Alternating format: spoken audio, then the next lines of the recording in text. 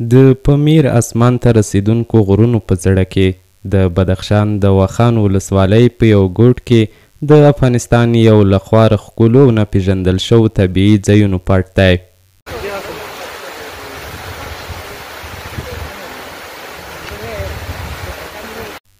دا په زړه پورې ابشار په تاریخي ویرشملار کې موقعیت لري، هغه لار چې یو وخت پرې لوی کاروانونه تېرېدل او نن ورځ کورني او بهرني سیلانیان د پامیر د طبیعي حیرانتیاو د لیدو لپاره پر دې لاره قدم ږدي. آبشار قسمی که شما خودتون دیدین یکی از جاذبه‌های گردشگری است و همچنان یکی از مسابقاتی است که سالانه گردشگران زیادی از این ساحات بازدید می‌کنند و خصوصا گردشگران خارجی البته زیادتر از این ساحات بازدید می‌کنند، چون به خاطر از اینکه آمدن تا اینجا خیلی مصارف گزاف داره و به این خاطر گردشگران خارجی زیاد از اینجا بازدید می‌کنند، ولی در این سالهای اخیر همون گردشگران داخلی هم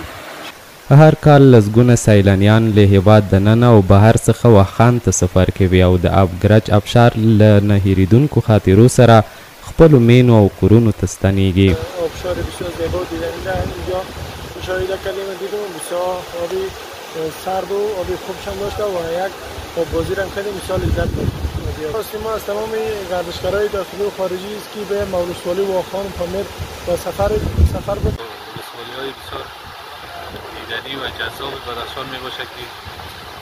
جایل‌های مختلف داره، آبشارهای مختلف داره، فضای بسیار دلانگیزی داره و این یکی از فضای بسیار پاک و طبیعی است، دوست ناخورده است. بدخشان د یخشیر ابشار، زرکل جهیل، د چکمکتین جهیل، مریم جهیل، انجمن جهیل او شیوا جهیل په څیر ځایونو سره د طبیعت مینوالو لپاره یو جنت دی.